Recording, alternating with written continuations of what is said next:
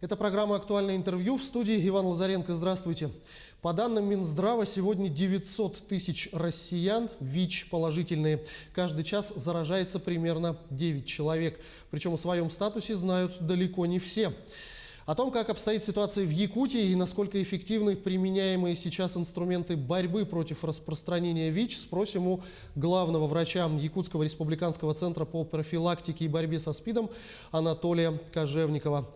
Анатолий Александрович, здравствуйте. Здравствуйте. Давайте в начале нашего разговора еще раз расскажем, что такое ВИЧ и в связке ВИЧ и СПИД, что здесь что. Значит, ВИЧ – это вирус иммунного дефицита человека или еще ВИЧ-инфицированный человек.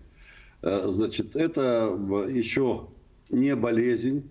Этот человек является носителем ВИЧ-инфекции, и в эпидемиологическом плане он может быть передаточным звеном для последующего распространения данной инфекции. СПИД – это синдром приобретенного иммунодефицита человека. Приобретенного, потому что есть еще врожденный иммунодефицит человека. Это как бы конечная стадия уже ВИЧ-инфекции. Значит, это целый комплекс синдромов, заболеваний у больного, когда иммунная система разрушена полностью. Если при ВИЧ иммунная система ослаблена, но все-таки сопротивляется, то в стадии СПИД уже иммунная система совершенно вся разрушена. А можно ли говорить о какой-то определенной группе риска? Имеет ли значение, например, возраст? Значит, группы риска, если раньше у нас существовали, будем говорить, в народе или как маргинальные группы, да, это и наркоманы, алкоголики, люди, ведущие беспорядочный образ жизни, значит, и было совсем мало, значит, людей социально адаптированных, то в настоящей ситуации у нас все перевернулось. И если взять за этот сектор 360 диаграмму поставить, то как раз вот первая группа маргиналов и не социально адаптированных людей будет составлять буквально маленькую полосочку. В основном люди это образованные, много с высшим образованием, со среднеспециальным образованием. А возрастная ситуация такова, что ВИЧ сейчас ушла в возраст более старший. Это, например, лица старше 40 и старше лет составляет у нас 23%, 468 человек. 30-39 лет 700 человек, это 34,5. И 20-29, 36, почти 37% человек. Остальные там молодежь поменьше. Настораживает то, что, во-первых, это говорит о том, что сейчас ВИЧ-инфекция поражает чаще сексуально активных людей, потому что идет феминизация этого процесса эпидемиологического, чаще болеют женщины, именно в промежуток последних лет, так, и заражаются женщины. И, естественно, заражаются за ними и мужчины. Так, что еще сказать по сексуальная активность более старшего возраста, они прошли тот период, когда можно было бы насторожить и приучить их к мерам предосторожности, и они, как говорится, игнорируют эти меры предосторожности, и поэтому такая картина. Кроме того, в Российской Федерации уже несколько, ну, последние годы, порядка 5 лет, у нас около 15 групповых заболеваний, небольшие группы, правда, групповых заболеваний, источником послужило медицинское обслуживание. А если перейти к сухой статистике, то сколько в Якутии ВИЧ-инфицированных людей? Значит, всего у нас с августа 1996 года кумулятивное число 2678 человек. Еще недавно, 3 дня назад, давая интервью, я говорил, было 69. 2669. Кроме того, граждан Российской Федерации вот за этот кумулятивный период тоже чуть более 2000 человек. Иностранных граждан за этот же период 256 человек. И прибыли 393 человека с территории Российской Федерации, ну, так называемые в народе вахтовики. И они, кстати, вахтовики доставляют нам большую напряженность в эпидемиологическом плане. Они в недоступных местах, в труднодоступных местах несут вахту. Не всегда там есть медицинское обслуживание, и завозятся они, минуя медицинские организации республики. И поэтому для местного населения они предоставляют, в общем-то, определенную напряженность.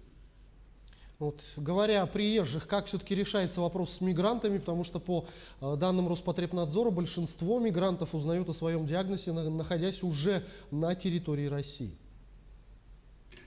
Но с мигрантами более-менее это у нас, ну даже будем говорить более, лучшее обследование идет. Система отработанная. Правда, она пыталась несколько раз ее торпедировать наличием частных клиник, которые пытались заиметь право выставлять диагноз, проверку на ВИЧ-инфекции. Значит, мы не против, чтобы они занимались там другими заболеваниями, там не только ВИЧ-инфекция у этих иностранцев проверяется, но там в том числе туберкулез и ряд других заболеваний. Но ВИЧ-инфекцию проверяем только мы, поскольку у нас большой опыт, и мимо нас проскочить уже не получается. Были попытки в частных клиниках, послужило это хорошим аргументом, когда по одному паспорту проходило другое лицо, и потом мы выявляли уже ВИЧ-инфицированного. Поэтому по иностранным, даже вот в период пандемии, мы им сделали совершенно отдельный вход, и все-таки эта работа не прекращалась. Работая на ковид и работая на ВИЧ-инфекцию, в общем-то, мы будем говорить, что здесь у нас был хороший заслон. А когда врачи вашего центра сообщают человеку о положительном ВИЧ-статусе, то какая первая реакция на эту сложную, скажем так, новость? И работают ли у вас в штате психологи, которые помогают справиться с этой ситуацией? Значит, я немножко окунусь в историю, что первые случаи ВИЧ-инфицированных приходилось даже и мне, потому что и врачи уже уставали, морально уставали. Приходилось и плакать вместе с больными. Но вот благодаря такой уже десятилетиями работы по информированности населения по ВИЧ-инфекции и все-таки... Не на том, конечно, хорошем уровне идет снижение стигмы и, значит, отторжение этих людей в обществе. Сейчас таких уже драматических, ну, становится, ну, экзотикой. Так, у нас, конечно, есть и медицинский психолог, который работает с больными. Это касается не только даже, когда объявляется диагноз, но и с приемом лекарств, настрой на приверженность к антиретровирусной терапии. И у нас есть группа «Семья», это ВИЧ-инфицированные, которые с любыми вопросами могут обратиться к ним, ВИЧ-инфицированные, ну, получается, как бы равный равному. Они в одинаковых позициях ВИЧ-инфицированные, но кто-то больше опыта имеет уже, как он проходил эту ситуацию. Кроме того, у нас только вот в этом году мы сейчас прекратили, уже 3 года работает школа пациента, значит, когда они в нерабочее время, это обычно в субботу или в воскресенье, мы предоставляем помещение здесь и на определенные темы заранее уже анонсируем.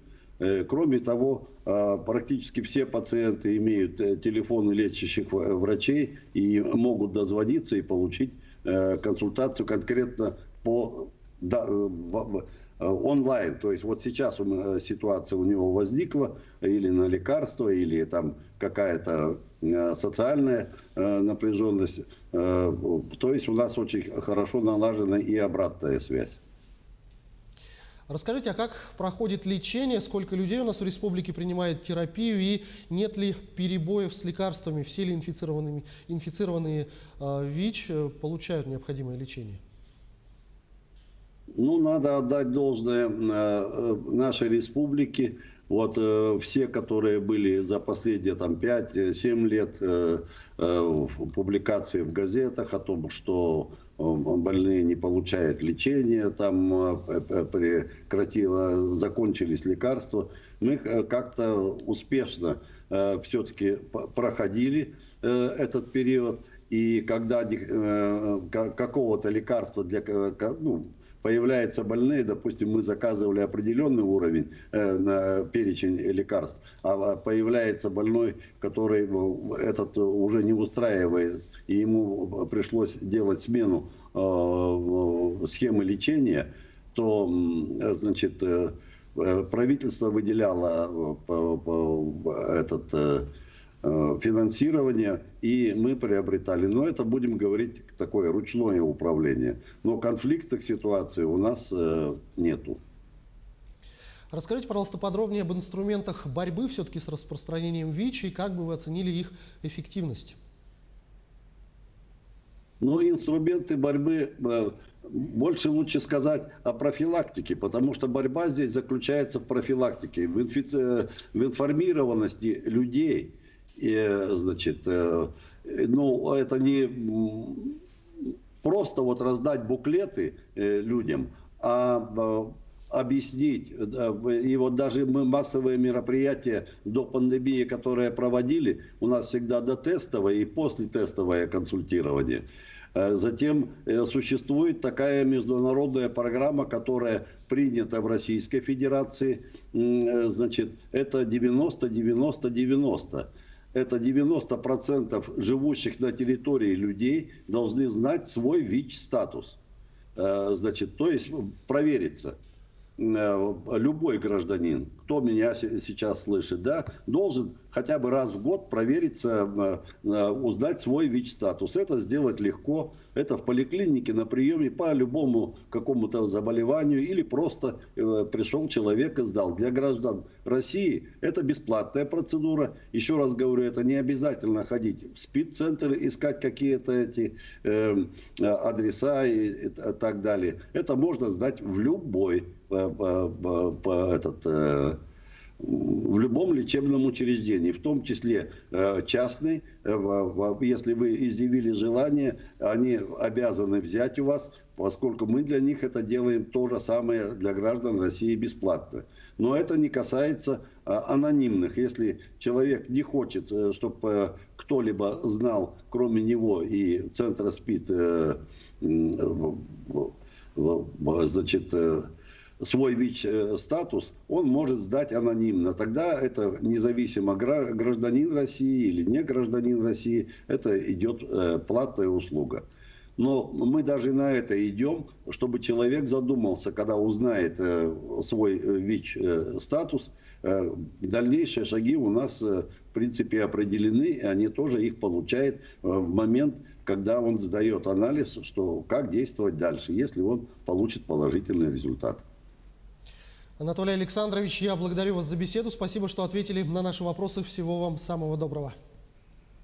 Спасибо. Я хотел бы поздравить коллектив спеццентра и всех медицинских работников, которые стоят на страже в этот день, который отмечается Всемирный день по профилактике и борьбе со СПИДом, и за их огромный труд, независимо от пандемии.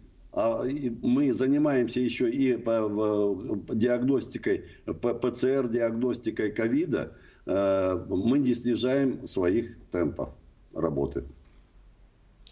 Это была программа «Актуальное интервью» о том, как обстоит ситуация с ВИЧ в Якутии и насколько эффективны применяемые сейчас инструменты борьбы против распространения. Мы говорили с главным врачом Якутского республиканского центра по профилактике и борьбе со СПИДом Анатолием Кожевниковым. Берегите себя, обязательно носите маски и соблюдайте социальную дистанцию в общественных местах и как можно чаще дезинфицируйте руки. До встречи в эфире.